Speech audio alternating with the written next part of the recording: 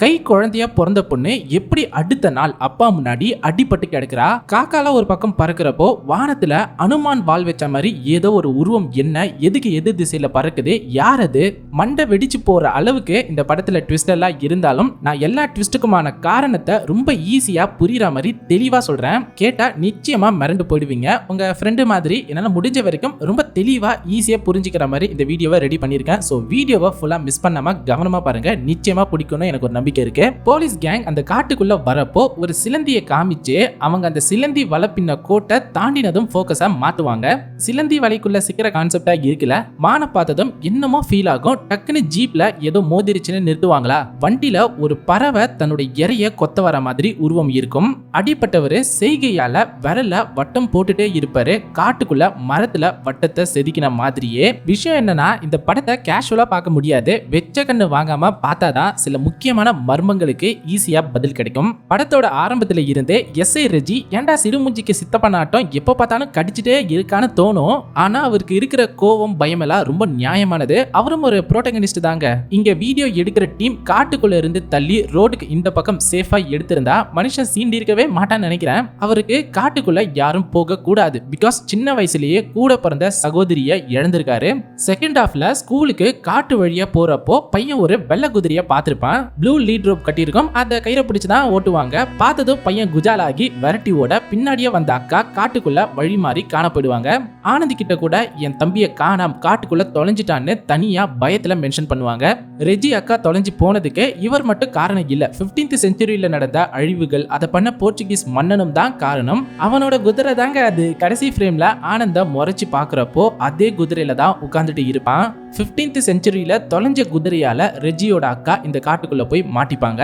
அதே போல 2044 தான் நினைக்கிறேன், அங்கிருந்து தான் பொண்ணை பார்த்ததும் ஆனந்த் திரும்பவும் அந்த காட்டுக்குள்ள போக போறாரு. 2044லயும் இந்த மர்மங்கள் காட்டுக்குள்ள நடந்துட்டே தான் இருக்க போது. டைம்லைன் கன்ஃபியூஷன் இப்ப வேணா, போக போக அவர் பொண்ணு எப்படி ஃபியூச்சர்ல இருந்து இப்ப இங்க வந்தான்னு தெளிவா சொல்றேன். படத்துல எப்படி சினிமாட்டோகிராஃபி சில ஃப்ரேம்ஸ் எல்லாம் மிரட்டலா கேப்சர் பண்ணிருக்காங்களோ அதே நேரம் காலம் காலமா நிலைச்சு நிக்கும். ஐ மீன் படத்துக்கு வெளியே சொல்லல, உள்ளேயே சொல்றேன். ஆரம்பத்துல ஒரு போர்ச்சுகீஸ் லேடி தன்னோட காதலன் அவனோட காதலி ரெண்டு பேரையும் கோணில கட்டி ஷோல்டர்ல ஏத்திட்டு போவாங்களா, அப்போ அந்த ஃப்ரேம்ல ஒரு பாம்பு மரத்துல ஊர்ந்து போறத கவனிப்பீங்க. இப்போ போலீஸ் கேங்கா காட்டுக்குள்ள போற அப்பையும் அதே வகையான பாம்பு ஊர்ந்து மரத்துல போகும். அங்க ஒருத்தருக்கு மட்டும் ஏதோ ஒரு ஆபத்து இருக்குன்னு சென்ஸ் பண்ணி அந்த போர்ச்சுகீஸ் லேடி கிட்ட சொல்வாரா, அதே மாதிரி போலீஸ் கேங்ல கோவில் கிட்ட போறப்போ ஒருத்தருக்கு ஏதோ தப்பா ஃபீல் ஆகும். அதே மாதிரி விஷயத்த போலீஸ் கிட்ட கன்வே பண்ணுவாரு. ஆரம்பத்துல ஒரு லேடியை மட்டும் கோணில போட்டு சேத்துல முழுகடிப்பாங்களா, அதே சேரு அதே ஸ்பாட்ல தான் இன்ஸ்பெக்டர் ரெஜியும் மாட்டிட்டு கஷ்டப்பட்டிருக்கலாம். இந்த காட்டை பத்தி சிம்பிளா சொல்லணும்னா குழப்பிக்கிட்டே இருக்கும். நீங்க நினைச்சு போற திசை உங்க பாதிக்கு உங்களை கொண்டு போய் சேர்க்காம இடத்த மாத்திக்கிட்டே இருக்கும். இங்க நேரம் காலம் எல்லாமே வேற. முக்கியமா இந்த காடு அமைதியை விரும்புது. அதுல ஏதாச்சும் நிலை தடுமாற்றம் ஏற்பட்டாதான் விபரீதங்கள் இன்னும் அதிகமாகுது. நீங்க வேற ஒரு காலகட்டத்துக்கே போயிடுவீங்க. ஆனா இது நடக்க ரெண்டு விஷயங்கள் தேவை. ஒன்னு சத்தம், இன்னொன்னு ரத்தம். ஏதாச்சும் ஒண்ணு மட்டுமே நடந்தா கூட பாதிப்பு இல்லைன்னு தான் நினைக்கிறேன். பிகாஸ் ஆனந்த் ஒரு சமயத்துல டைம் ஜம்ப் பண்ணணும்னு நல்லா சத்தமா கத்துவாரு. ஆனா அவர் நினைச்ச மாதிரி எதுவுமே நடக்காது. அப்புறம் கீழே கிடக்கிற ஒரு ஷார்ப்பான குச்சியை எடுத்து கையை அறுத்து ரத்தம் சிந்துற நேரத்துல கத்துனதால தான் இன்னொரு காலகட்டத்துக்கு வந்து சேருவாரு. இன்ஸ்பெக்டர் ரெஜிய சகதியில இருந்து காப்பாத்துற நேரத்திலையும் ரத்தம் சிந்தும். உடனே காடு முழுக்க இரைச்சல் சத்தம் கேட்டாலும் இருட்டு வருமே தவிர டைம் ஜம்ப் ஆகாது. பக்கத்துல போலீஸ் எப்போ ஷூட் பண்றாரோ அந்த சத்தமோட சேர்ந்து தான் கால பயணத்தை ஏற்படுத்தும். அதுவே கிளைமேக்ஸ் கிட்ட ஆனந்தோட அப்பா ஸ்டீஃபனை குத்திடுவாங்க. கிளையை எடுத்ததும் ரத்தம் சிந்திரும். உடனே காடு இருள் சூழ்ந்து சத்தம் எல்லாம் கேட்டாலும் எதுவுமே நடக்காது. அங்கேயே தான் இருப்பாங்க. ஸோ டைம் ஜம்ப் நடக்குதா? இல்லைல்ல, ரத்தத்தோட பயங்கரமான சத்தம் தேவை. இது ரெண்டுமே நடந்தாதான் இருக்கிறவங்களை வேற காலத்துக்கு கொண்டு போய் சேர்க்கும். அதுவும் ஏதாச்சும் ஒரு ரேண்டமான நாள் ஏதோ ஒரு வருஷத்துலலாம் கிடையாது. எப்போ எந்த முக்கியமான நாள் வருஷத்துல இதே மாதிரி வலியோட சத்தமா ரத்தம் சிந்தப்பட்டுச்சோ அதே நாட்களுக்கு தான் கொண்டு வந்து இந்த கார்டு சேர்க்குது. ஆரம்பத்துல அனிமேஷன்ல வர கதை என்ன கதைனே முழுசா புரியல. யாருக்கா தெரிஞ்சா கட்டாயம் சொல்லுங்க. ஃபர்ஸ்ட் ஒரு சின்ன பறவை முட்டையில இருந்து வெளியே வருதா, தன்னோட காக்கை இனத்தோட சேர்ந்து வளருது. அதுல ஒரு காக்கா மட்டும் தனியா போக்கஸ்ல காமிக்கிறாங்க. அது மட்டும் தனியா பறந்து பூமியில நடக்கிற போர்களை கிட்ட இருந்து பாக்குது. இது போர்ச்சுகீஸ் மன்னனுக்கும் காட்டுல வாழ்ந்த மக்களுக்கும் நடந்த நிகழ்வு கிடையாது. இது வேற ஏதோ ஒரு சண்டை. ரெண்டு பக்கமும் ஆயுதங்களை பார்க்கலாம். ரத்தம் சிந்துற எல்லா விஷயங்களையும் பார்த்துட்டு நேரா போய் போய் ஒரு பெரிய கழுகு கிட்ட சொல்ற மாதிரி இருக்கு. கழுகுக்கு கருடன் ஒரு பேர் இருக்கு. கிங் ஆஃப் பேர்ட்ஸ்னு சொல்லுவாங்க. விஷ்ணுவோட வாகனம். அடுத்த ஃப்ரேம்லயே காகம் பூமியை விட்டு விலகி விண்வெளியில பறக்குதுங்க. விண்கல் ஏதோ ஒரு பிளானட் கிரகம் இருக்கு. தூரத்துல கேலக்சி மாதிரி இந்த மில்கி வே கேலக்சின்னு சொல்லுவாங்கல்ல அந்த ஷேப்ல என்னமோ இருக்குல்ல. எப்படிங்க ஒரு காகத்தால ஸ்பேஸுக்கு விண்வெளிக்கெல்லாம் போக முடியுது என்னன்னு தெரியல. ஆனா ஏதோ ஒரு பெரிய மிஸ்ட்ரி நிச்சயமா அந்த ஃப்ரேம்குள்ள இருக்கணும். அதுக்கப்புறம் இன்னும் சில போர்கள் மனிதன்ல இருந்து மான்கள் வரைக்கும் வேட்டையாடி ரத்தம் சிந்தினதை பார்த்துட்டு எல்லாத்தையுமே அந்த ஒரு காகம் கவனிச்சு கருடன் கிட்ட சொல்லிட்டே வர ஏதோ ஒரு தீவை கடந்து எல்லா காகங்களும் கடலை தாண்டி பறந்து போகுது. நல்லா பாருங்க, எதிர் திசையில அனுமான் வால் வச்ச மாதிரி ஒரு உருவம் வானத்துல எதிர்நோக்கி பறக்கும்.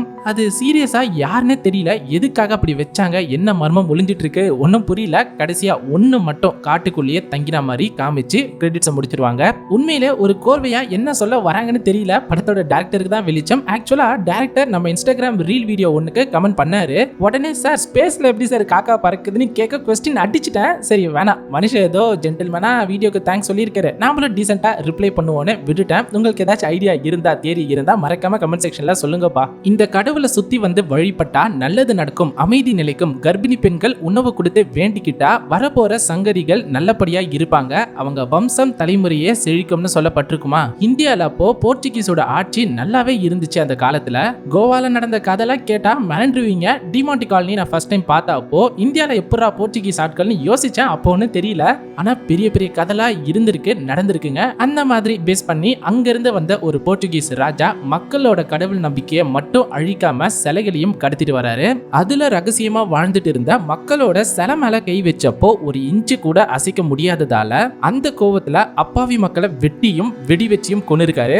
வெட்டுறதுனால பூமியில சிந்துற ரத்தமும் வெடி வச்சு கொள்றப்போ அந்த காடு முழுக்க கேட்கிற அலறல் சத்தம் ரெண்டுமே இந்த கடவுளை ரொம்ப கோவப்படுத்திருக்கு. திரும்பி போகலான்னு ட்ரை பண்ணவங்களை காட்டை விட்டு வெளியேற முடியாம கடவுளோட சாபத்துல காலத்துக்கும் இங்கே அடப்பட்டு இருக்கணும். ரத்தம் சிந்துற நிகழ்வு அப்போலாம் காலம் மாறிட்டே இருக்கணும்.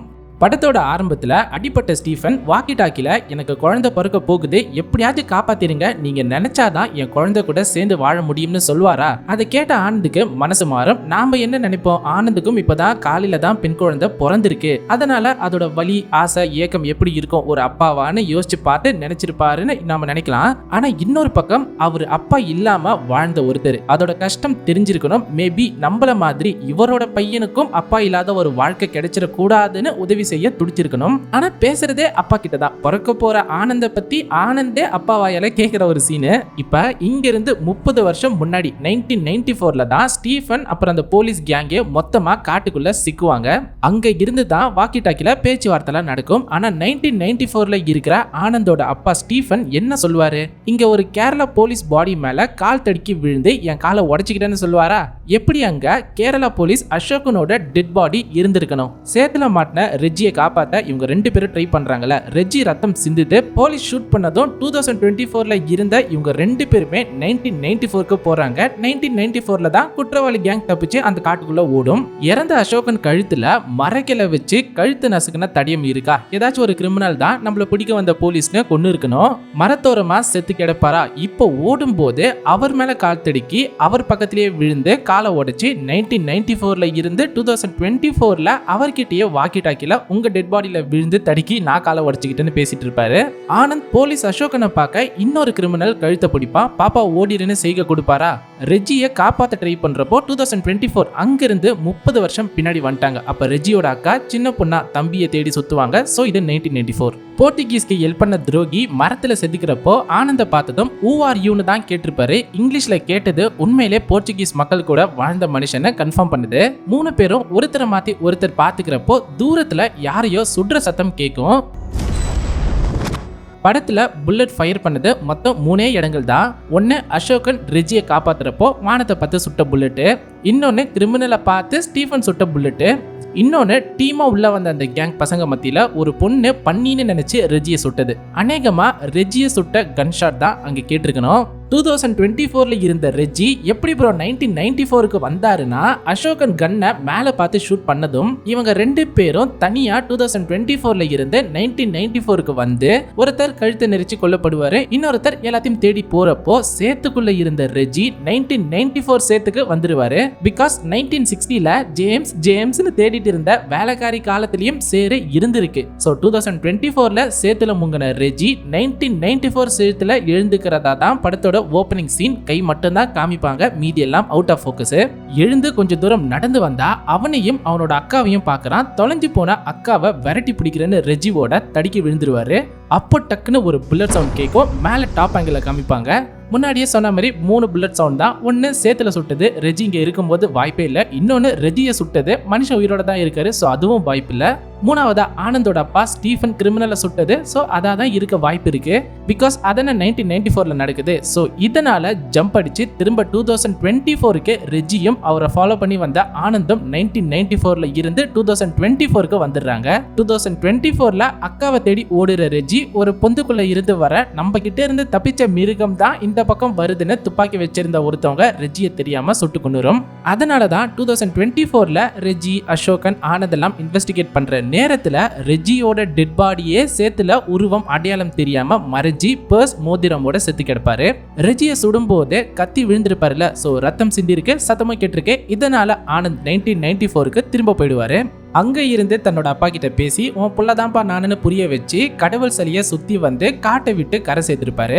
இதுல எங்கேயும் டைம் ஜம்ப் நடுவுல ஆகியிருக்க மாட்டாங்க. அதனாலதான் காரை வழிமறிச்சு கேட்டதும் May 26, 1994ன்னு சொல்லுவாரு. போய் புள்ளியா ஒழுங்கா வளர்த்துட்டு டாடின்னு அனுப்பி வைப்பாரா. லாஜிக் வைஸ் இன்னைக்கு தான் ஆனந்த் 1994ல உலகத்துல பிறக்கணும். குழந்தையா இருக்க வேண்டியவன் இப்படி பெரிய மனுஷனா நடமாடிட்டு இருக்க கூடாதுன்னு சில முன்னாடி நின்று தன்னோட உடலை மட்டும் சுட்டுக்கிறாரு. ஒவ்வொரு டைமும் டைம் ஜம்ப் ஆகுறப்பெல்லாம் நினைவுகள் அப்படியே தான் இருக்கும், உடல் மட்டும் தான் மாறும். ஸோ 1994ல இருந்த இவரோட நினைவுகள் 2024ல ஹாஸ்பிட்டலுக்கே திரும்புது.